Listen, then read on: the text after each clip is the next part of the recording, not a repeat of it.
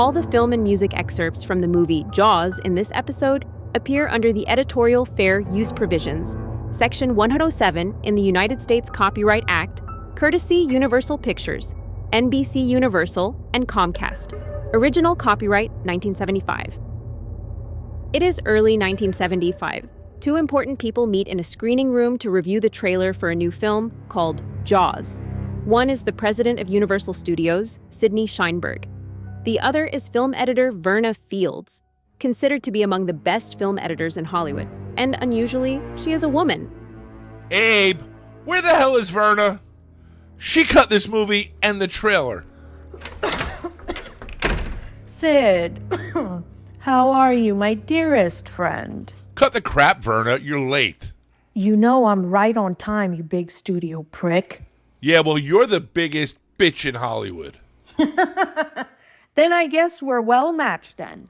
I told you to keep an eye on my boy Spielberg, but I see he somehow went 100 days over schedule and quadrupled his budget to $12 million. My studio is now mortgaged to the hilt, and my whole career hangs in the balance. Boo! Big shot. It wasn't my idea to hire a 20-something frat boy from UC Long Beach to direct a big movie, Sid. That was all you. Remember, I warned you up front, and I did my best to keep him in line. You agreed with me that he was very talented. He is talented, very talented, but this movie isn't a TV episode of Columbo. You moved him up too fast, Sid. He was in over his head from the get-go. I had to nurse him like a baby to get us through this ordeal. Don't start with me on the mechanical shark crap, Verna. It wasn't my call. Oh, the crappy malfunctioning shark wasn't the half of it, Sid.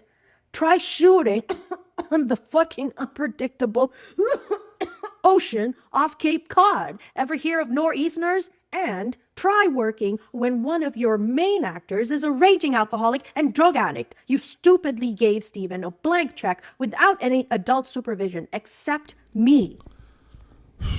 Is this your fourth pack today, Verna? Is there anywhere you don't smoke? Yeah, at church. But I sneak out during the homily for a quick one. You know I worry about you, Verna. Your health. You do? This trailer and movie better be good, Verna, or you and I are both completely dead in this town. I hope you're not above flipping burgers for a living. I know. I know. And I'm not. But believe me, this film is amazing. The best you've ever seen in your life. Better be. Abe, roll the trailer, please. There is a creature alive today who has survived millions of years of evolution without change, without passion, and without logic. It lives to kill. A mindless eating machine. It will attack and devour anything.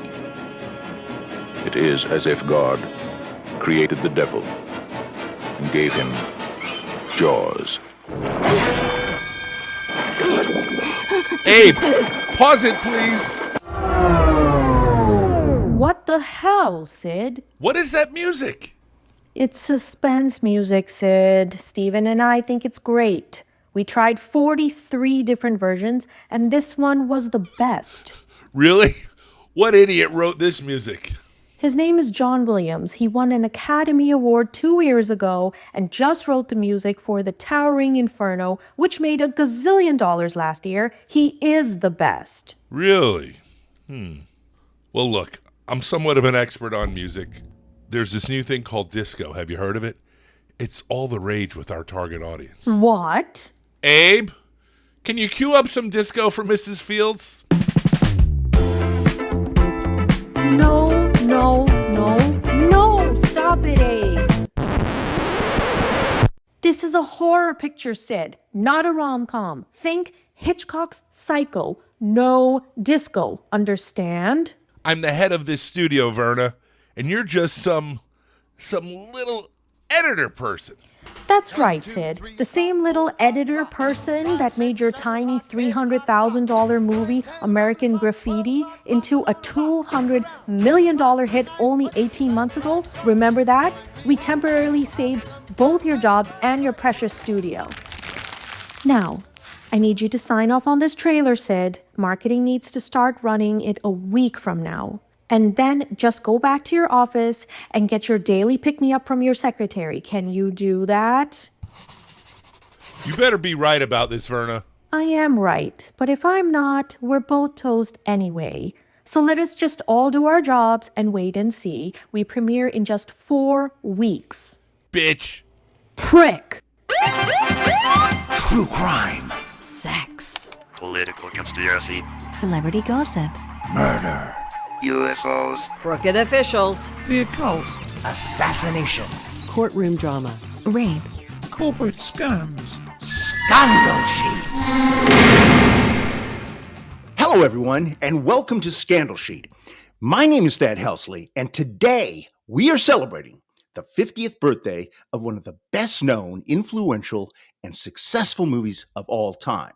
And that movie is the perennial summer favorite, Jaws. Now, what is so scandalous about being one of the greatest movies of all time? We're going to get to that. And to help me pursue this fantastic story, I am joined by my amazing co-host, Anuradha. Anuradha, how are you? I'm doing well, Thad. I'm excited to be talking about this movie. Even though it's a little bit before my time, I did watch it. So, okay, yeah, good. Yeah, watched it a long time it is ago. very much before your time, like almost 20 years, I think. Yeah. I watched it when I was 9. Oh, okay. And it was some crazy shit. That's the miracle of cable, is that it lives forever. It's like the Godfather movies. But anyways, and we are delighted to again welcome back our friend, John HOEKSTRA. Now, John HOEKSTRA is the composer for most of the music on this pod, and he's also appeared several times as both a guest and in the dramatic vignettes that we do in our cold opens. He's made many appearances there. So welcome back to the pod, John. Yay! Thank you, Pat. Thank you. Does this get me closer to, like my statute of limitations where, you can't blackmail me for the dirt from my youth now? Like it's one more episode, Yeah. Well, that's the great thing about blackmail is that it never ends, right? Because no matter what you promise, it's like, okay, look, if you give me $1 million, I'll never say anything. And then next month, it's like, okay, one more time. The gift I'm going to tell you. Tell everybody about you and that pony down at the stable. But hey, I was in high school, okay? Give me a break, all right? Yeah, I was pledging a fraternity. Right. Yeah, it was only like most of the bottle of rum. It wasn't the whole thing. Yeah. Okay, all right, here we go. So first, I just want to ask you how you guys, so here we are in the middle of this unbelievably, wickedly hot summer. How are you guys enjoying it? Great. Yeah. Yeah, well, Great. You're in Maine, Yeah. so this is like the best time of the year for you, right? Yes. I mean, because you can actually go outside now. Yeah. Okay. Unlike DC. Crazy. Yeah. Oh, yeah.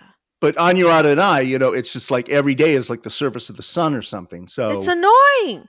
Like, literally, I finally have my deck, that took set about up. 3 years to make, right? Yeah, it took freaking forever because the contractor's like, oh yeah, it'll be done next month. And then next month comes and he's like, psych!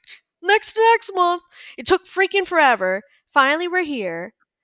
And now the freaking sun is too hot. I can't even be out there for too long. You know? I mean, I still go out there, but Well, very hot. September will come and then you can start grilling again. But I know. I'm going to start my summer grilling in like August or September. Yeah, right. And of course, no episode of Scandal Sheet would be complete without our artificial intelligence engine, Bernice. Bernice, I hope your summer is going jawsome. Oh dear. I see this is going to be that kind of episode. just when you thought it was safe to go back in the podcast, Bernice. At least man-eating sharks and I have something in common. What's that, Bernice? Megabytes. Okay, no more shark puns, I promise. Anuradha and John, before we discuss why Jaws is the most unlikely blockbuster in movie history, I thought you two could share your own little anecdotes about your experience with this movie. Anuradha, you go first. So basically, I watched this movie when I was way too young because I wanted to bond with my siblings. Well, you said you were 9. That does seem pretty young. Yeah. So, I mean, this is a very gory movie. That's what I'm saying. So Okay. so I am from a very sheltered family, and we really don't watch like, stuff, but I feel like we're more sheltered towards like more sexual things rather than violence. I feel like violence isn't that big of a deal. Okay. I mean, we still were sheltered from it, but it wasn't People like being eaten by sharks is okay, but if somebody shows like a bra strap, that's a no-no.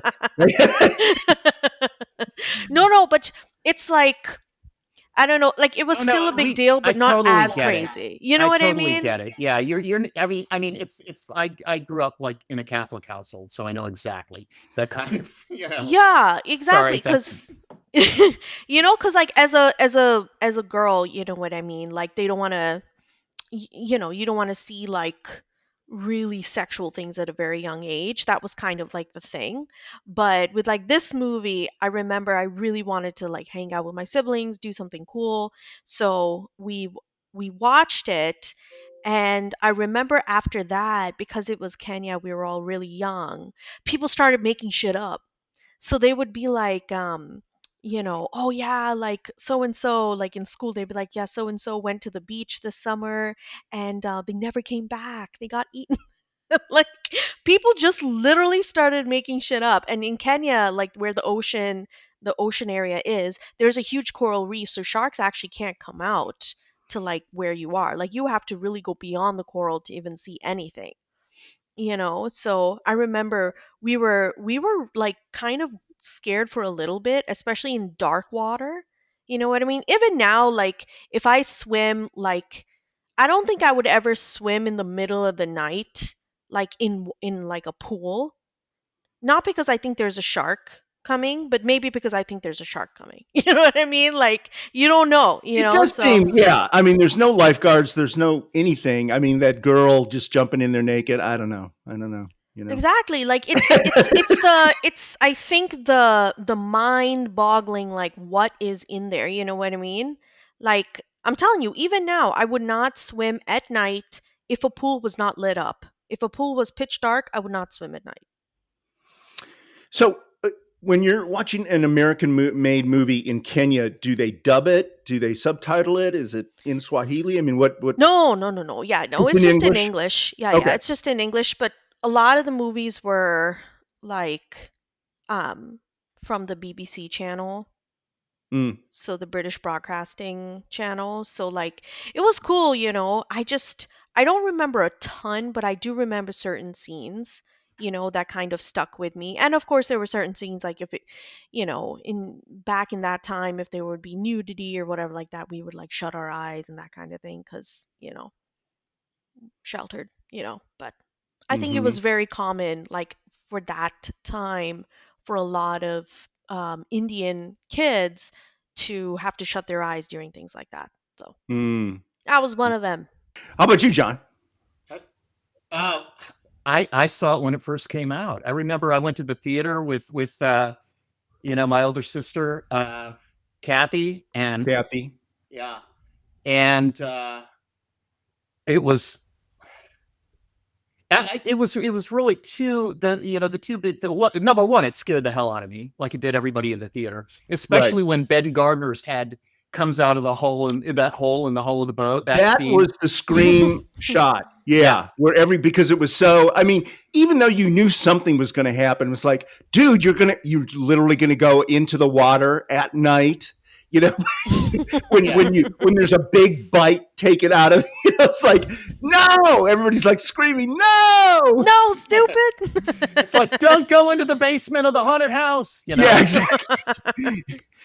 But the other thing was just, as somebody, I don't think that I would have wanted to write music or even attempt writing music if it had not been for that movie, because it was just to see that the way the language of the music worked with the language of the visuals, that was it. It was like it was like injecting the syringe into the vein, and pushing the plunger. That was it for me. I would never. I think maybe I would have just maybe tried to do some a few piano pieces or anything, but I would never have become fascinated with the art of writing music for cinema or for visuals.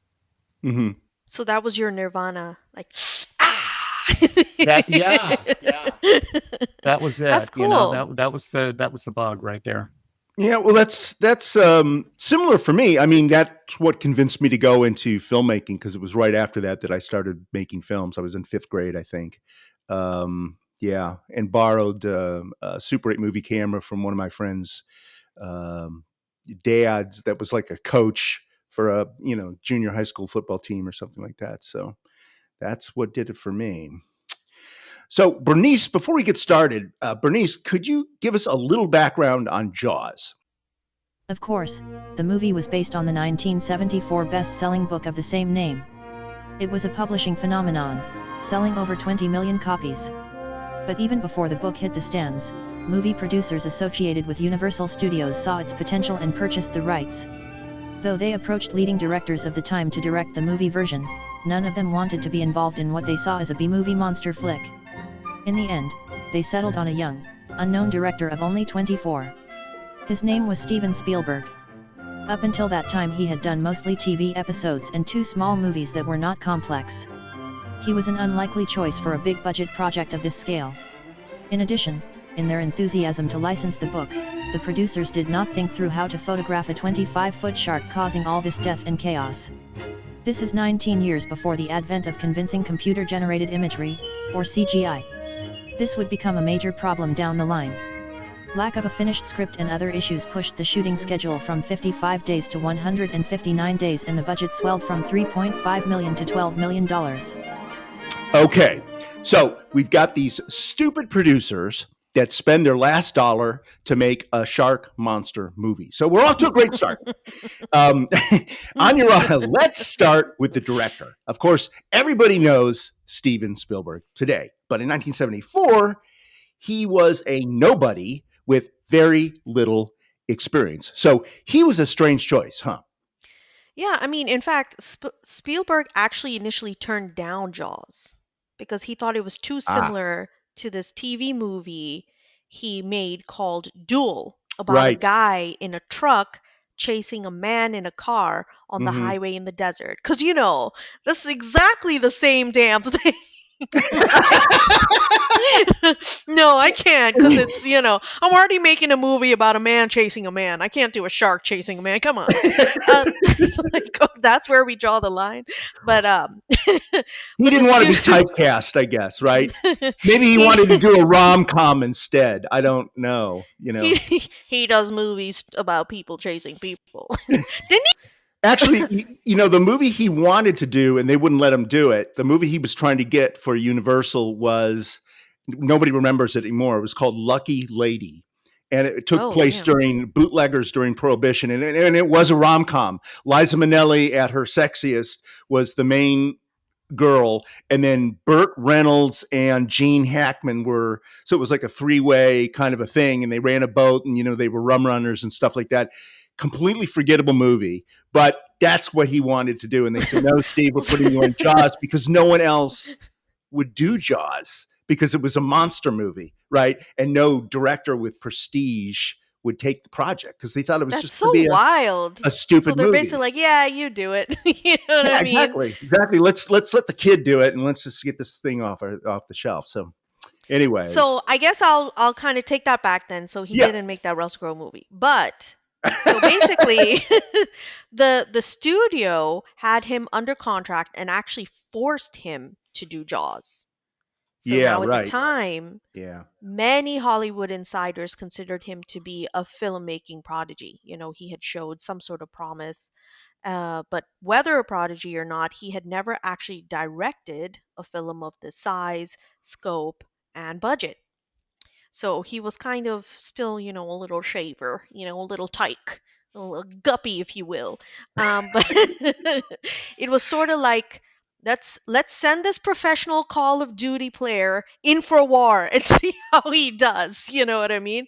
But you Right. know what? I admired their belief in him. And I admired that he took up this challenge because he did a good job. I think so. Okay.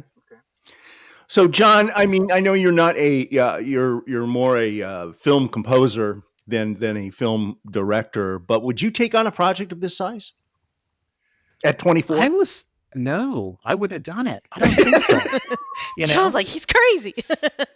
The logistics, and I mean, he was incredibly ambitious to undertake this. Now he did Sugarland Express. He did. Was it a year or two before? Like a year before, right?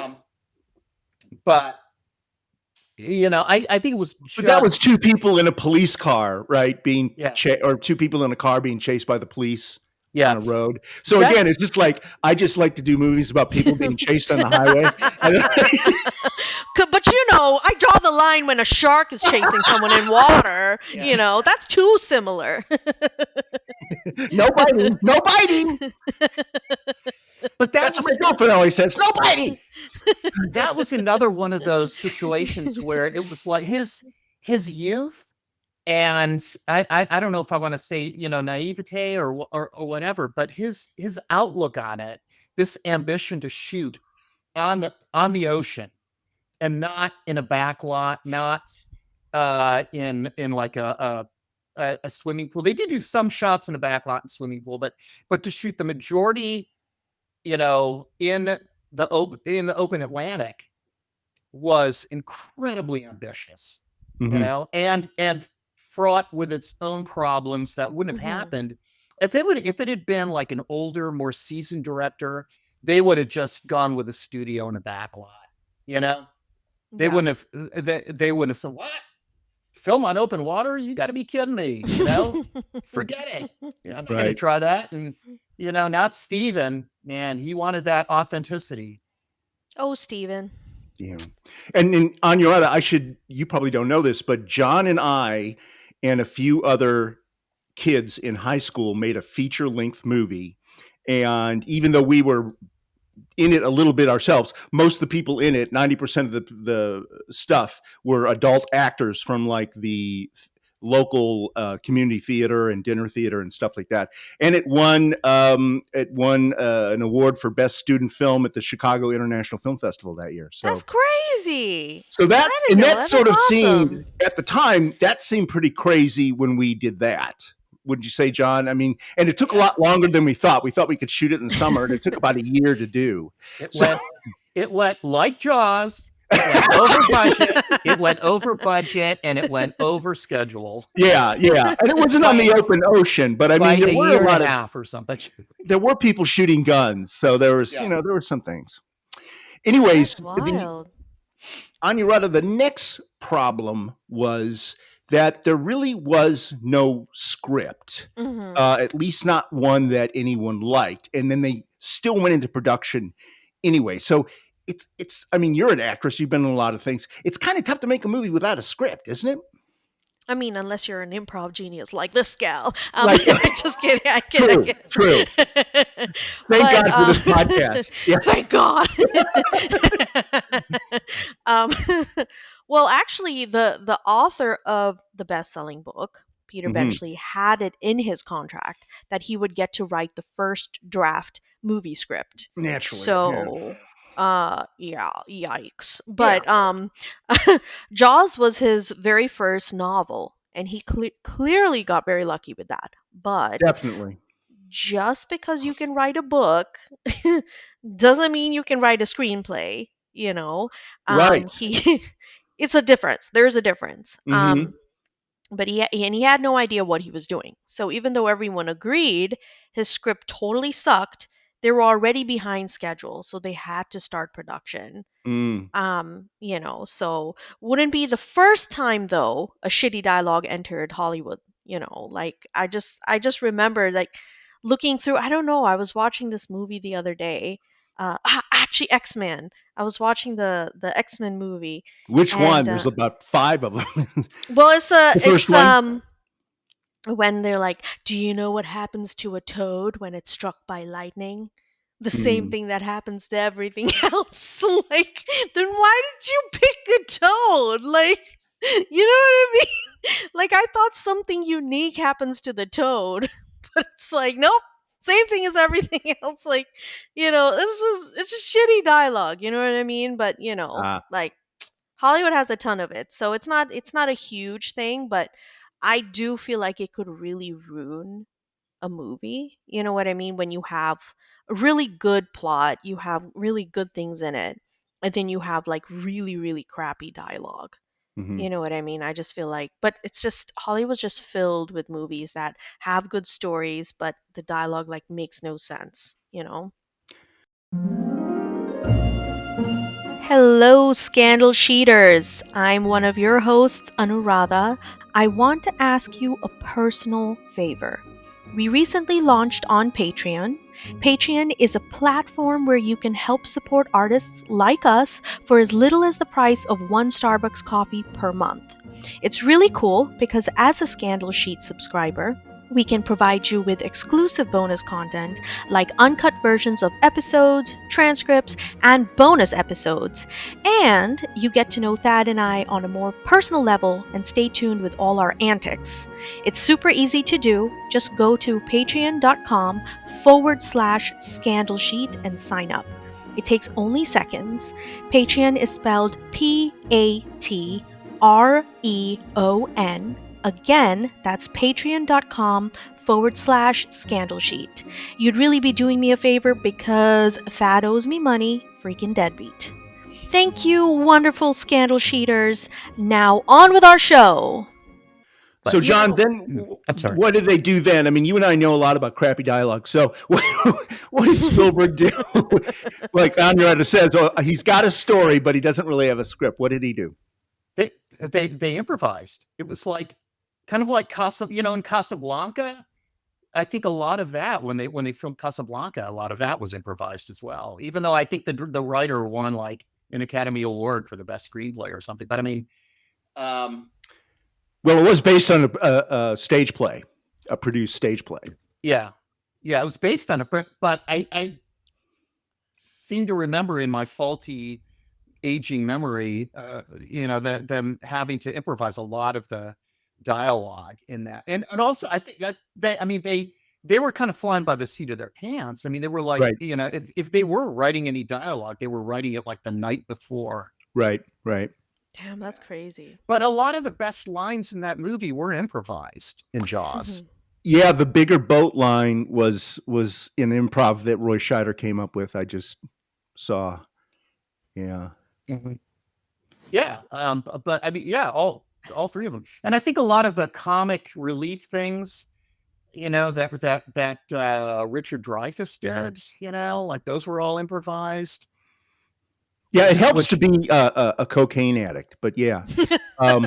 Yes. You get a lot funnier then.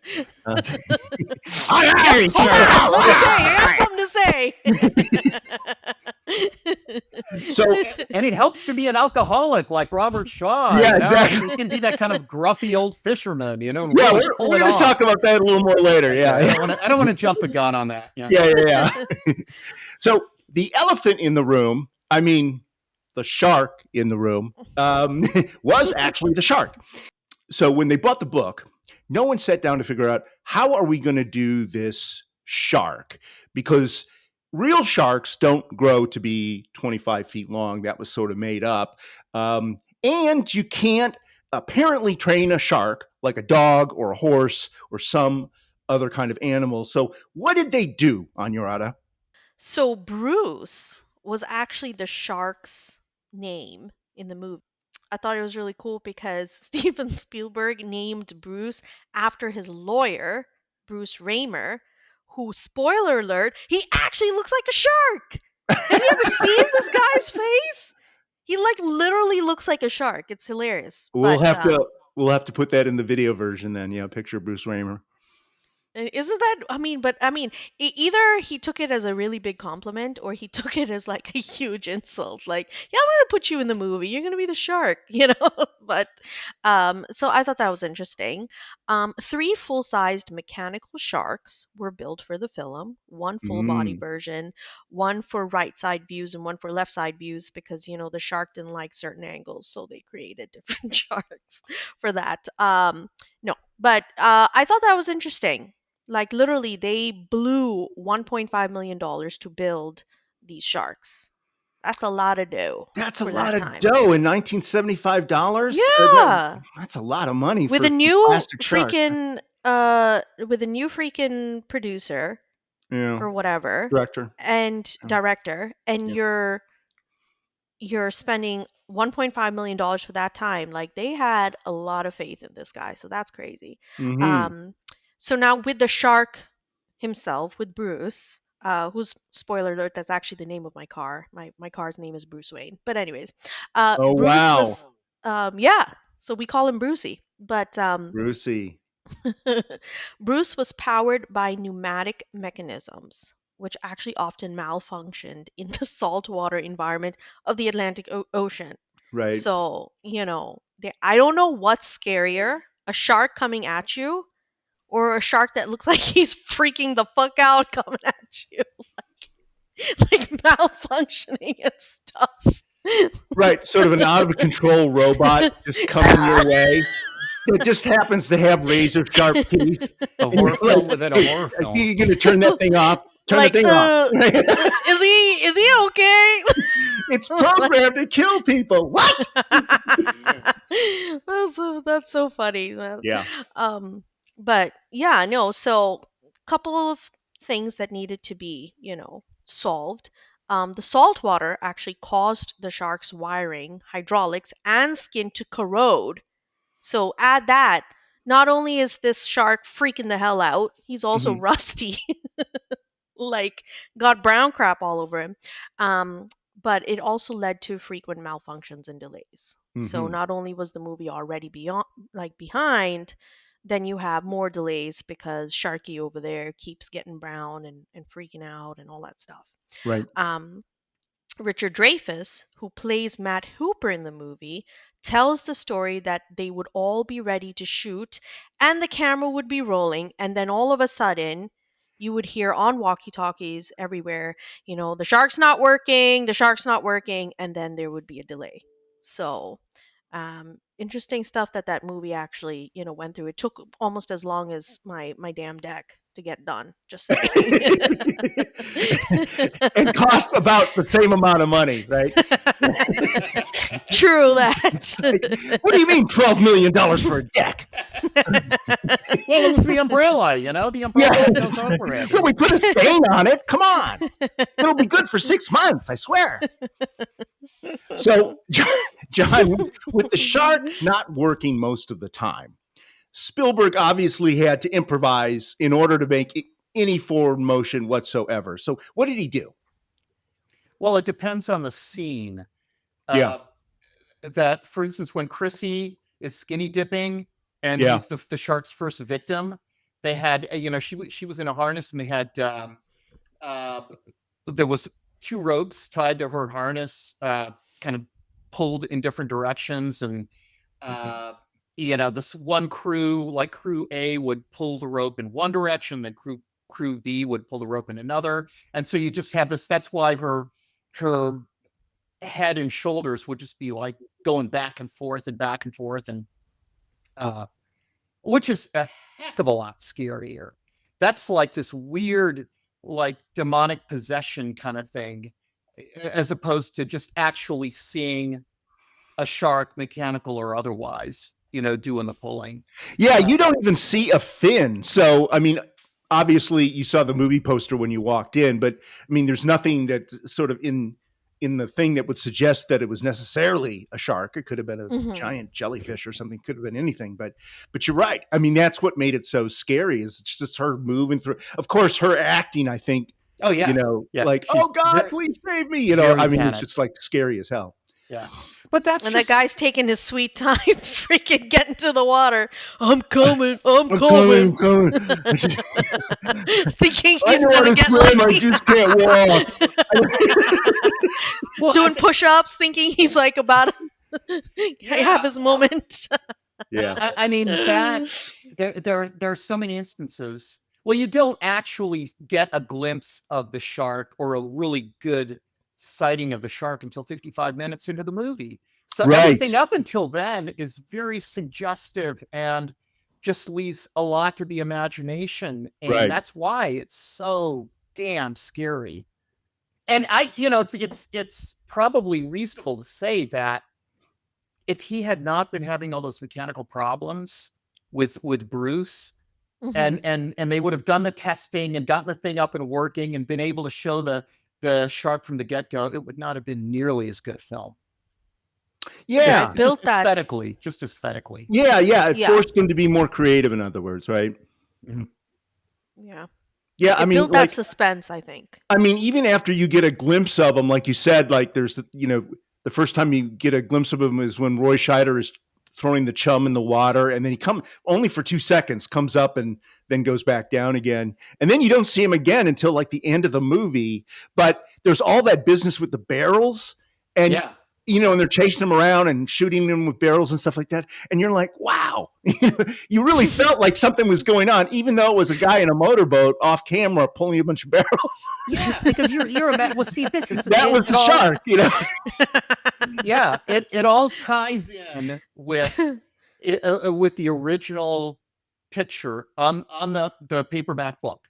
Okay, you got the nude lady, she's swimming, and you have this shark the size of like a mobile home, about to just completely come up, and she's unaware, and the shark is going to swallow her.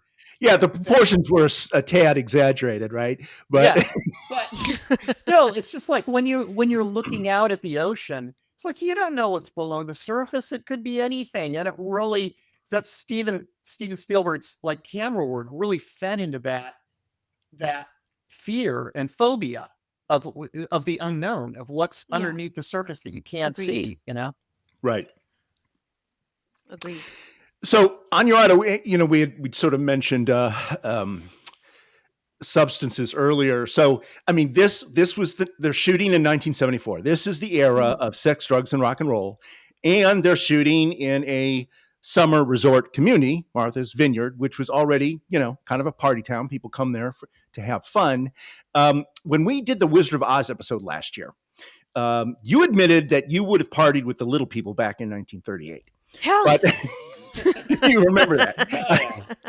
So I'm just wondering, so what do you think about these guys? I mean, did controlled substances cause any problems on the shoot? I mean, apparently, I feel like it helped him. Like, you got the one guy, because there's no lines, so clearly you have to be kind of out of your mind and, like, ready to, like, think on the spot to, like, come up with something cool to say.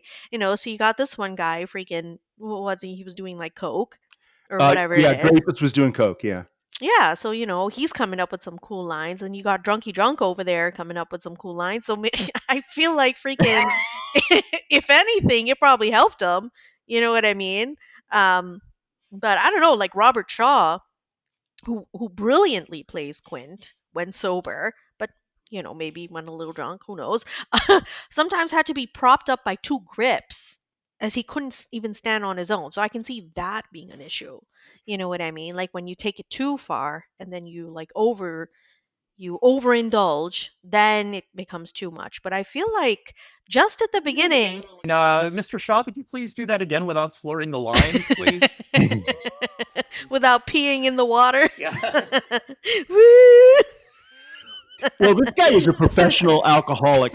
I was reading a book about him. I mean, he would during that shoot, he'd start drinking right when he got up, like at 5 a.m. and drink all day long. So, I mean, I think he might have been swaying, but he wasn't really slurring. I mean, because he was literally drunk every single day, all day. That's crazy. And it wasn't just on that movie, too. I mean, no. Apparently that was, and he died tragically at 51, which is just like 3 years later. Damn. I guess they saved money on him if he ever got bitten by the shark, because they didn't need to show the shark swaying him. He could just sway himself. So, John, the ocean caused all sorts of problems, filming on the open ocean. Why did they choose to shoot it that way anyway? Spielberg just wanted that authentic look and feel that he didn't think that you were going to get on a back lot or in any kind of a controlled environment. Right. Like a studio tank. Right. Where they shot like Moby Dick and Lifeboat and stuff like that. You can tell it's a tank. Right. Yeah. I mean, they could have done, and they could have gotten a lot further with like a back projection and, like you said, shooting in a giant swimming pool, which some scenes were. I think that, the head coming out of the hull in the boat, that was shot in, what's her name? Verna Field's swimming pool. Yeah. But no, it's all of the authentic feel of the isolation, and literally, if you're in the middle of the ocean, there's nowhere to go. You might be miles from dry land, and that was the way that they captured that feeling. It just added to the phobia of what's underneath the surface of the water.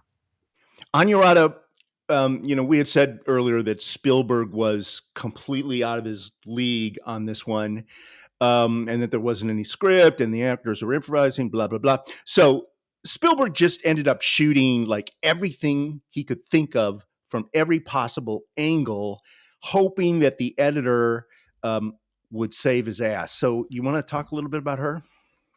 Yeah, I mean, to be honest, she was pretty incredible. Like, he shot over 1 million feet of film in total desperation. Mm-hmm. Literally just like shooting random crap, and then his middle-aged, chain-smoking editor, Verna Fields, somehow found a movie in this mountain of whatever, right? So actually, Spielberg today, to his credit, gives her sole credit with saving the movie, because she literally dug through all that footage and put something together. So that's pretty incredible.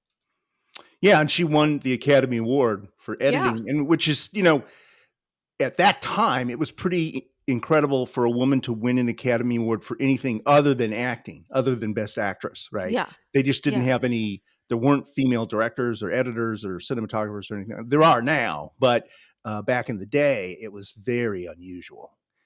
So anyways, I mean, we've been, talking for the last few minutes. We've been shit talking every aspect of this production.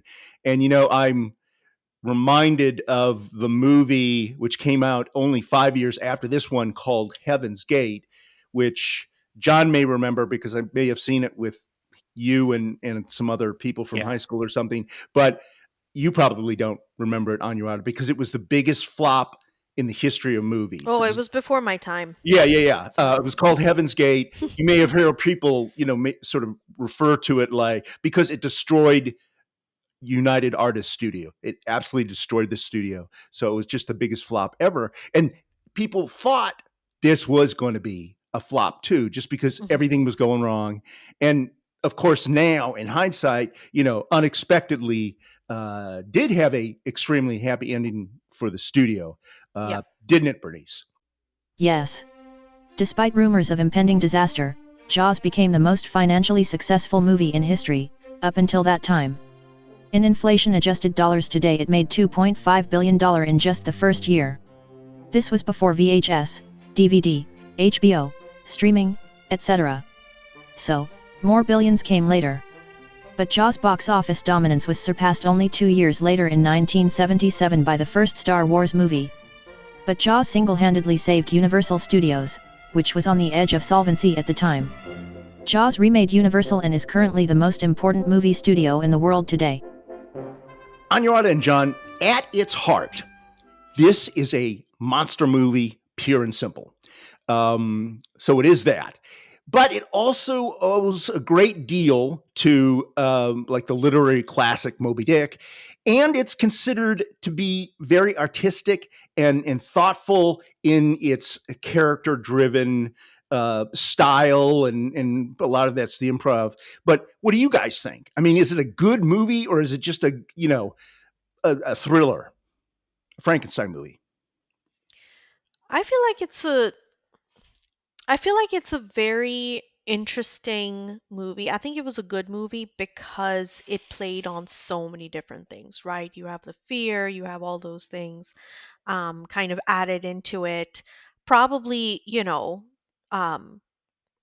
scare the crap out of people. They probably didn't go to the beach much, you know what I mean? So maybe kill tourism a little bit. But I just feel like overall, with so much working against it, I feel like this is just another one of those movies that we can put in our list that everything was going wrong, but something went right. Yeah.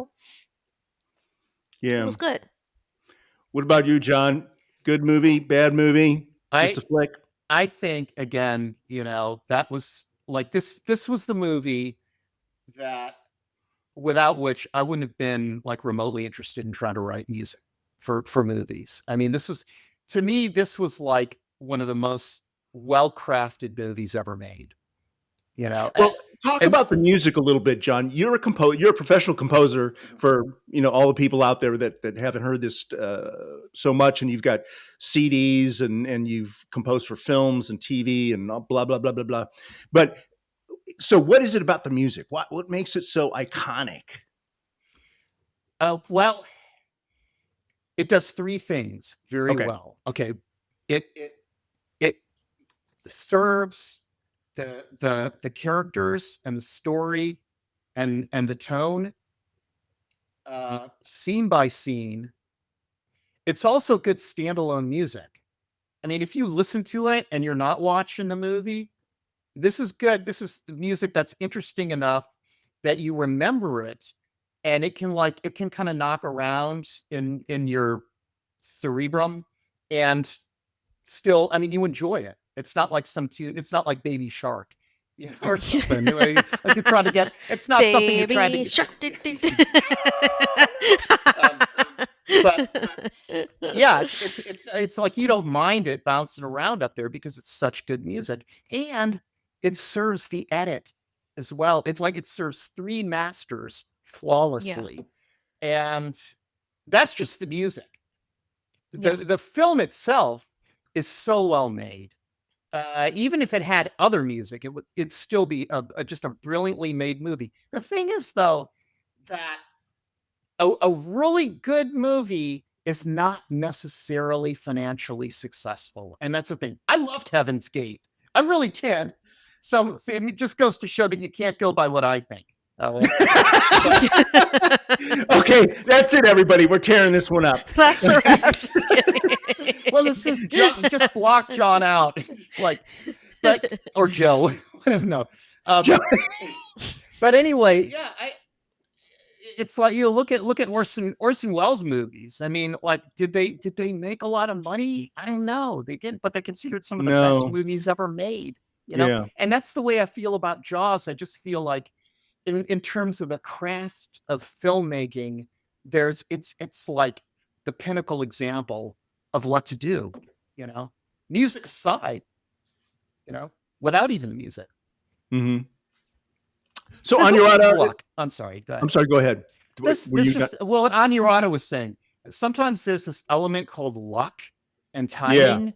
We were talking about John Williams, and actually, John Williams first worked with Spielberg on Sugarland Express, and Spielberg was trying to get Billy Goldstein, who did the music for Duel, And Billy Goldstein couldn't do it because it was like he was in the middle of Sweeps Week and he was busy doing television scores. He just said, I can't do it.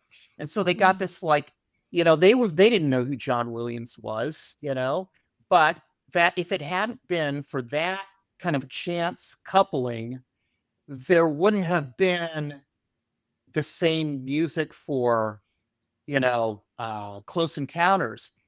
Williams wouldn't have been introduced to George Lucas. There would be no Star Wars score.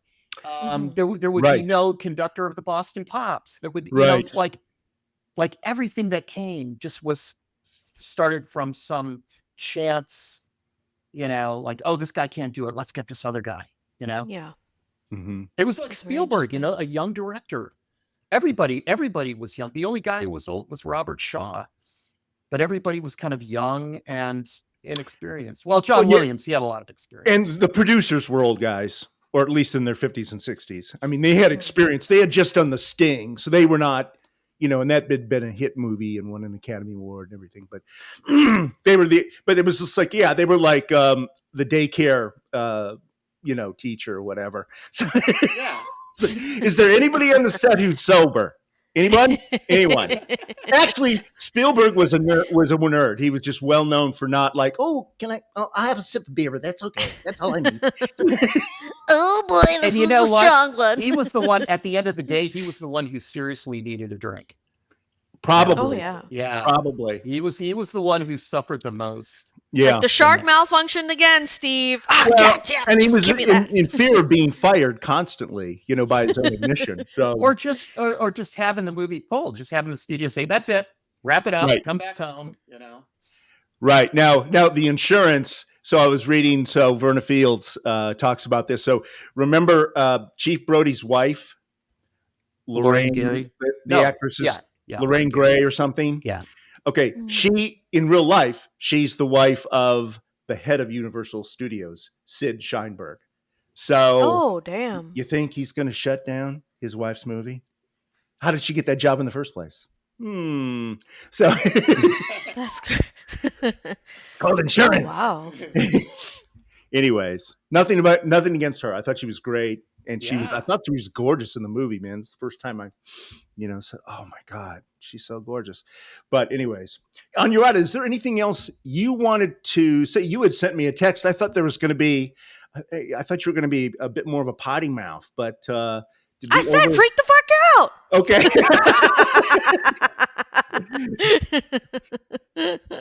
Is there anything else you wanted to add? So I want to talk about how there's always a secret hidden message in horror movies. And it's in all horror movies?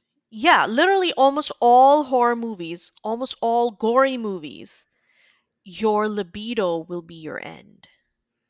Well, right. It's always like it's always horny killed, teenagers. right? Okay. Yeah, it's always freaking horny teenagers doing stupid shit, and then they get chopped up, sawed, cut, freaking chummed up by a shark. Well, the really teenagers in this one never actually got, he could never even keep up with her, so they never had sex. And then the second person to die was that 12-year-old boy, who goes out and, on his little raft. I mean, besides him, but I'm talking about the chick. So you know how she's skinny dipping. What about Quinn? Quinn's the big guy who dies at the end. The guy that fucking swallows him whole. Yeah, I know. Well, no, but not every attack.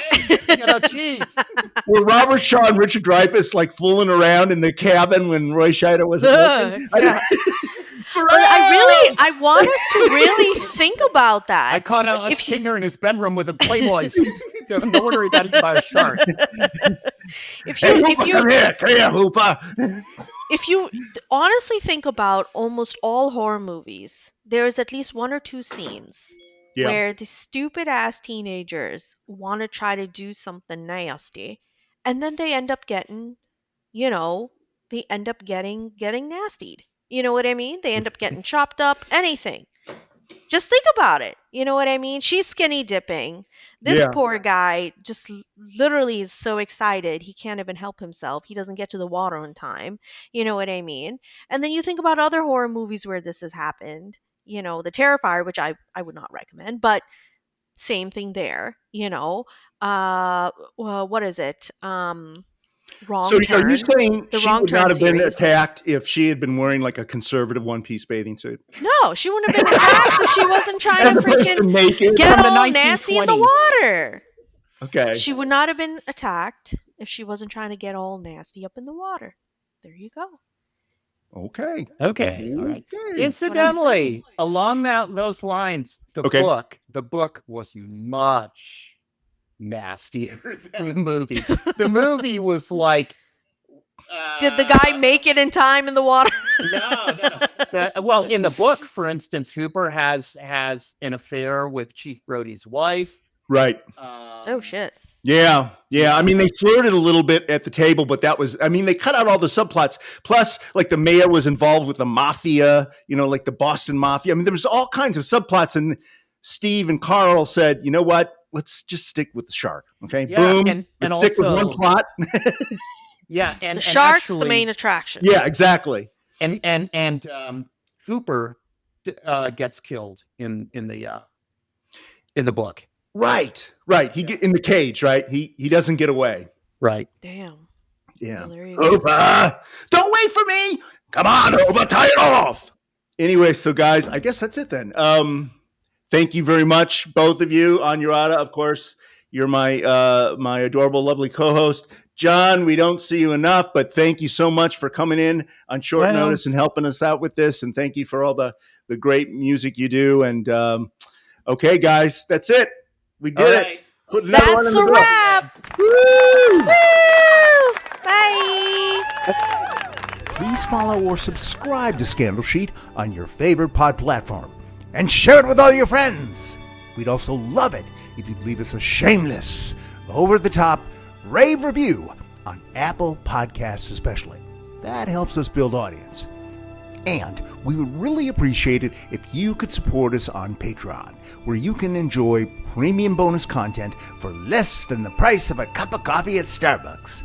Just go to patreon.com/scandalsheet.